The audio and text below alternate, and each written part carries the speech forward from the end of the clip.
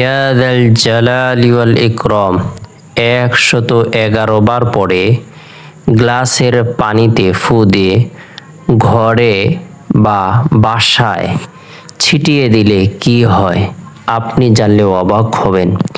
ইয়া যাল জালালি ওয়াল ইকরাম, এটি আল্লাহ পাক রব্বুল আলামিনের গুণবাচক বরকতপূর্ণ একটি নাম, ফজিলতপূর্ণ একটি নাম, মাহাত্ম্যপূর্ণ একটি নাম, তাৎপর্যপূর্ণ একটি নাম।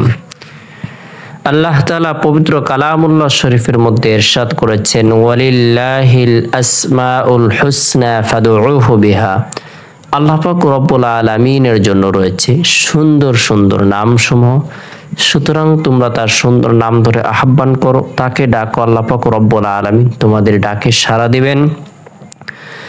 বিশেষ করে চিন্তা ও পেরেশানির মুহূর্তে বান্দা যদি আল্লাহ তাআলাকে ডাকে, আল্লাহ তাআলা খুবই খুশি হন, আনন্দিত হন, বান্দার চিন্তা পেরেশানি হতাশা দুর্দশা দূর করে দেন, গায়েবী সাহায্য প্রদান করেন।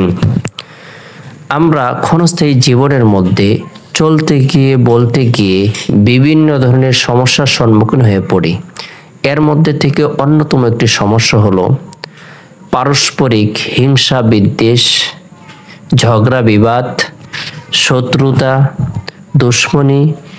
যে কোনো ধরনের শত্রুতা থেকে যদি আমরা নিরাপদ থাকতে পারি, দুশ্মনের দুশ্মনী থেকে যদি আমরা নিরাপদ অবস্থায় থাকতে পারি, আল্লাহ তাআলা আপনাকে আমাকে মানসিক প্রশান্তি দান করবেন। সেই আল্লাহ তাআলার গুণবাচক নাম আমল করে যদি আমরা এক গ্লাস পানির মধ্যে 111 বার পাঠ করে ফু দেই, সেই পানিটি আমাদের ঘরে বা বাসার চার কোণায় চতুর্দিক দিয়ে ছিটিয়ে দেই, দুশ্মনের হাত থেকে আল্লাহ তাআলা নিরাপত্তা দান করবেন, শত্রুর হাত থেকে নিরাপত্তা দান করবেন।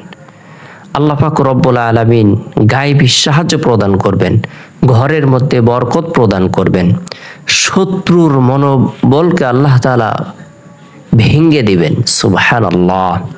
আমরা প্রথমত পাক পবিত্রতা অর্জন করে নেব, এরপরে পরিষ্কার পরিচ্ছন্ন পবিত্র একটি গ্লাসের মধ্যে এক গ্লাস পানি নিব। কাচের গ্লাসের মধ্যে যদি আমরা পানিটি নিই, পরিষ্কার দেখা যাবে এবং কি আমরা বুঝতে পারবো যে পানির মধ্যে কোনো ধরনের সমস্যা নেই, পানিটি পবিত্র। এরপরে উযু সহকারে আমরা